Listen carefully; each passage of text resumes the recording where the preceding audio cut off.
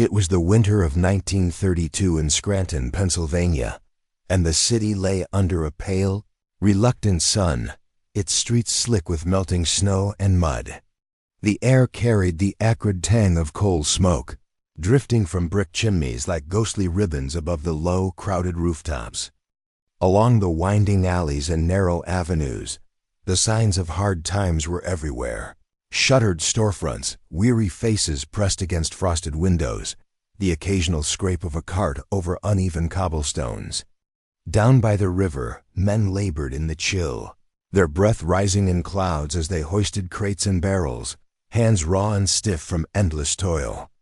Among them moved Jack Callahan, 22, tall and lean, his dark hair flattened by the wind and the weight of the day. He had no family to call his own, no home to retreat to, only the fleeting security of odd jobs and the stubborn hope that the next day might bring something a little kinder. Jack's eyes, dark and steady beneath wind-tossed hair, took in the scene with a careful attentiveness born of necessity. Every gesture mattered: the angle of a crate, the balance of a barrel, the weight of a sack of coal. Each task completed without error was both survival and quiet pride, a small defiance against the gnawing certainty of poverty that hovered over the city like the ever-present smoke. Yet for all the hardship, there was a pulse to the city, a life beneath the grit and cold. Women swept the sidewalks, children darted between carts, their laughter piercing the gray air, and somewhere not far off, the faint tinkle of a piano escaped from a warm room, reminding even the weary that moments of beauty endured in spite of it all. And it was on one of these mornings, beneath the same reluctant sun, that Jack's path was about to cross with a life not his own, a young woman who carried her own burdens with quiet, unwavering determination, and whose presence, even unseen, would stir something long dormant within him. Margaret Bennett, 19, was a figure of determined grace amid the frigid city streets. Since losing her parents, she had become the sole guardian of her younger sister Clara, 14, a bright-eyed girl who still clung to the hope of education. Margaret worked tirelessly as a seamstress for Mr. Harold Whitman, a modest tailoring shop owner whose stern manner concealed a sense of fairness. Every stitch Margaret sewed, every hem she measured, was an effort not just for survival, but to give her sister a chance at a future.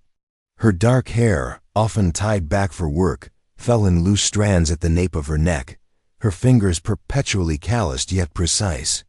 Despite the burden she carried, there was a light to her, subtle but unwavering, a quiet resilience that lent her steps a purpose beyond mere survival. Their worlds collided one biting morning during a street fight. Margaret, returning from the market, found herself drawn to the commotion at a narrow corner where Jack, by sheer force and instinct, faced three men who had taken ill intention toward him. The blows he delivered were precise, measured, and yet fueled by raw defiance. Margaret watched, frozen at first, then slowly, awe spreading as he bested his attackers with skill that seemed almost instinctive. The small crowd erupted in cheers, the echo of admiration bouncing off the cold, brick walls. Jack, brushing off snow and dirt, caught sight of her, a faint smile, a spark of curiosity reflected in her eyes. Their words were few, exchanged quickly amidst the murmur of onlookers, but the connection lingered like a warm ember in the harsh winter air.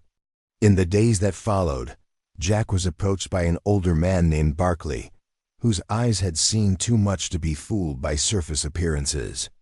Barkley had the kind of presence that made people listen before they spoke, the weight of years and hard living etched into the lines of his face. "You've got talent, kid," Barkley said one morning, as Jack hefted a crate along the frozen dock. "You don't know it yet, but you could make something of yourself with the right guidance. I can teach you. Take you to boxing matches, help you earn real money."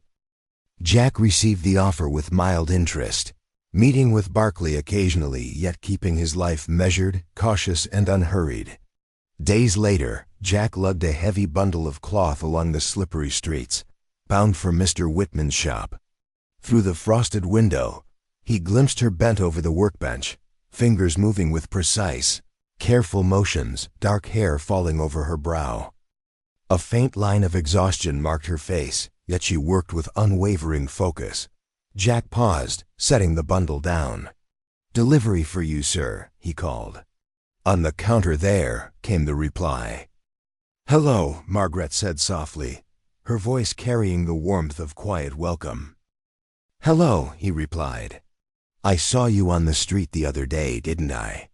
"Yes, I'm Margaret Bennett." "Jack Callahan," he returned, and the pleasant smile on his face anchored them both in the brief, suspended stillness of the moment. Jack's request to meet for dinner was met with a small, uncertain smile. After a moment, she nodded. The evening pressed in gently, and the city streets felt less cold, their lamps spilling golden circles across the snow dusting on the sidewalks. Conversation flowed easily between them, a gentle weaving of two lives that had known only hardship. It was late at night when they reached her doorstep, where Jack paused, the winter air rising between them in thin silver breaths. His voice came out low, edged with unguarded honesty. "I shouldn't be calling on you like this. I've got nothing to offer. Not a thing." Margaret looked up at him, her expression softening, the porch light catching the faint tremble of hope in her eyes. "You don't have to offer anything, Jack," she said gently. "Not tonight." Something in her tone, steady, sincere, unafraid, broke through the wall he always kept around himself. And in the hush that settled between them, she stepped just a little closer, as though drawn by a warmth neither of them could deny. They paused only a heartbeat in the cold, a stillness more than a gesture, before Margaret slipped inside, leaving Jack with the knowledge that he had glimpsed something precious, fragile, and entirely worth protecting. The following weeks were filled with quiet ritual. Jack trained, fought small matches, and worked wherever he could. Barkley pushed him, teaching him the art of anticipation, endurance, and strength. Every victory was a small triumph, every loss a lesson carved into muscle and bone. Yet even amid the relentless exertion, Sundays belonged to Margaret. Those hours were stolen from the city's grind, a brief sanctuary where the cold softened, where laughter and quiet conversation filled the spaces that work and struggle had hollowed out. They wandered together along the riverbank, boots crunching over snow-dusted paths, watching ice break free in jagged shards and float downstream. Then Jack started traveling to larger cities, seeking bigger matches, higher prizes, and the chance to build the life he could not yet claim. He sent word to Margaret, brief messages where he could, but his mind and body were occupied with training, fighting, and surviving each new opponent. While Jack was away competing in other cities, Margaret's quiet routine at Mr. Whitman's shop continued. One afternoon, a wealthy man named Mr. Lawrence Whitcomb entered the store, requesting a special piece of cloth. His eyes, sharp and deliberate, caught sight of her as she worked, and something in his gaze lingered a moment too long to be mere courtesy. He returned again, this time as a repeat customer, and after some polite conversation, he summoned his courage. "Miss Bennett," he said, voice smooth but firm, "would you do me the honor of accompanying me to dinner?" Margaret's fingers faltered over the fabric she measured. She looked at him, expression polite but resolute. I cannot," she said softly, her voice carrying neither hesitation nor fear, only quiet certainty. Whitcomb's brow furrowed. "Anything you desire," he pressed, a faint edge of insistence creeping in. "I would provide, for you alone." Margaret shook her head, careful but unwavering. She thought of Jack, of the bond they had begun to build, and of the responsibility she bore for Clara. "No, sir. I am grateful for your offer, but my answer remains the same." Frustrated and affronted, Whitcomb left the shop and stepped toward a waiting car, his temper flaring. As he walked, he spotted a figure he thought was Jack approaching Margaret's door, and quietly followed. He overheard Jack's entry, the sound of the door closing behind him. Margaret, hearing his voice, felt her heart leap. "Jack!" she cried, running into his arms. They embraced, the winter night forgotten, the streets and distance erased by the warmth of reunion. Jack, breathless, spoke rapidly, excitement and relief coloring his words. "Margaret, you have no idea. The matches, the cities. I've been fighting, working, trying to earn enough." His voice slowed as he looked at her, eyes softening, chest easing from the weight he had carried alone. "Settle down," he said gently, taking both her hands in his. They leaned into one another, lips meeting in a kiss that spoke of longing, reunion, and hope. Whitcomb lingered in the shadows, his eyes narrowing as he watched them together. Every word Jack spoke, every laugh that escaped Margaret's lips, struck him like a personal affront. He clenched his fists, the polished gloves of wealth unable to mask the tremor of fury rising within him.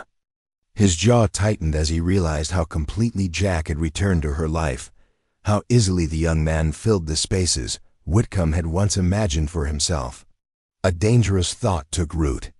Whitcomb's mind raced, calculating and precise, tracing Jack's movements, guessing his schedule, and deducing the location of his next fight.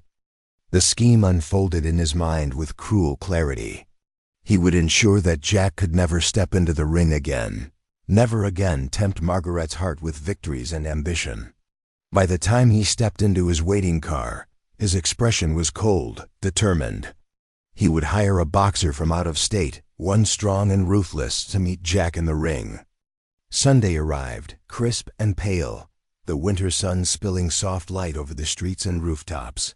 Margaret stood on the porch of the shop bundled against the cold, cheeks tinged with rose from the morning chill. Jack's boots crunched against the thin snow as he neared, and the tight knot in his chest eased the moment he saw her standing there. They fell into step, sharing quiet words and soft laughter that drifted through the crisp winter air, filling the emptiness left by the long month apart. As they left the city streets behind, Jack led Margaret to a waiting car he had hired, its engine rumbling softly in the winter air. The journey stretched well beyond the edges of Scranton, past snow-dusted fields and frozen streams, winding along roads that seemed to grow quieter with every mile. Margaret pressed her gloved hands together, peering out at the pale, endless horizon, feeling the weight of the city fall away. After some time, the car slowed and stopped before a modest farmhouse tucked into the rolling fields, distant from any village or road. Jack's eyes brightened as he gestured toward it. "I have plans for this place, Margaret," he said longingly.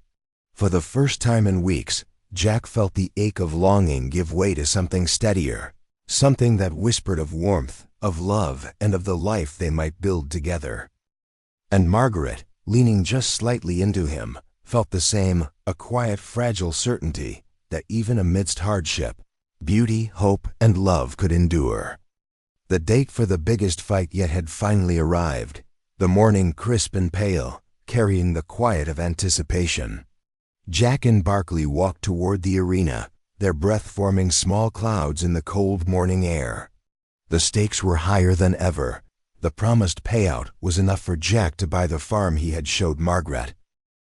Inside the arena, the warm glow of the lamps flickered against the rough timber, casting long shadows that danced across the walls. Jack's eyes found Margaret, standing at the edge of the crowd, her pale hand clutching a delicate handkerchief. She shone there, a quiet star amidst the muted tones of the spectators, her presence steadying him, anchoring the storm of anticipation inside his chest. For a moment, the world beyond her gaze fell away, the roar of the crowd, the scent of sweat and dust. The tension of the fight to come all dissolved in the quiet brilliance of her eyes. Barkley leaned close, his voice low but edged with concern. "I've heard a rumor there's a rich man swapped in a dangerous replacement as your opponent," he said. "They're saying this man isn't just skilled, he's killed 2 men in his career. If you want out, Jack, I understand. There's no shame in it." Jack's gaze did not waver. He turned toward Margaret again, and the sight of her made his pulse steady, his hands loose with controlled strength. "I fight," he said. The bell rang, a sharp note that cut through the charged air like sunlight slicing through frost. The crowd's cheers swelled around him, yet Jack moved as if underwater, every sense sharpened, every motion precise. His opponent was relentless, striking with brute force, and the first rounds tested Jack's skill and endurance to their limit. Each blow that landed against him jarred him, yet he pressed on, driven by the thought of Margaret. During the brief break between rounds, Jack's eyes swept the crowd, and then he saw something that made his blood run cold. Whitcomb stood nearby, moving toward Margaret with the easy confidence of a man used to getting his way. The sight of her pale, frightened face, the handkerchief clutched tightly in her hands, made his chest tighten. Whitcomb's voice, low and insidious, reached her first. "I've paid him," he murmured, "the out-of-state boxer. He will see to it that Jack does not leave the ring alive, or at least, that he never fights again. Only you can stop this, my dear. Agree to marry me, forget him, and I will call it off. I will make sure he wins." Margaret froze, shock and terror etching her features. She wanted to resist, to refuse, but the fear for Jack, fear that he would be seriously harmed, clenched her heart like iron. Jack, standing in the ring, saw her trembling, the fear in her eyes, and his stomach knotted in confusion. Her lips moved slightly, and he strained to hear her over the roar of the crowd. She leaned as close as she could toward him, shouting across the distance, her voice breaking but urgent. "Jack, be careful, he wants to kill you," the break ended. The bell rang again, and Jack returned to the center of the ring with a new fierce clarity. Adrenaline surged, tempered by righteous fury, and he met his opponent with renewed strength. Every punch he threw was sharper, more precise, and every block more deliberate. Still, the fight was close. Jack was tested and knocked around, each strike a reminder of the danger he faced. In the fourth round, Jack was sent crashing to the canvas, the world tilting sharply. His opponent, emboldened by his apparent weakness, advanced, confident and reckless. He feigned exhaustion, staggering slowly to his feet, baiting his opponent into overconfidence. And then, with sudden precision, he struck. A crushing right fist landed squarely on his opponent's jaw, followed by a rapid series of blows that rained down with merciless accuracy. The man went down, and the referee's hand shot upward to declare Jack the victor. The crowd erupted into a deafening roar. Whitcomb stormed from the arena, his fury tangible, leaving the spectators' cheers behind him. Margaret, tears streaming and heart racing, scrambled over the barriers and into the ring. She threw herself into Jack's arms, and for a long, jubilant moment, they clung to each other, laughing and crying together, the triumph of survival and love coursing through them. Jack held her close, breathless but steady. "We did it," he whispered. "This is only the beginning." Margaret, her face pressed against his chest, smiled through her tears. "The farm," she said softly.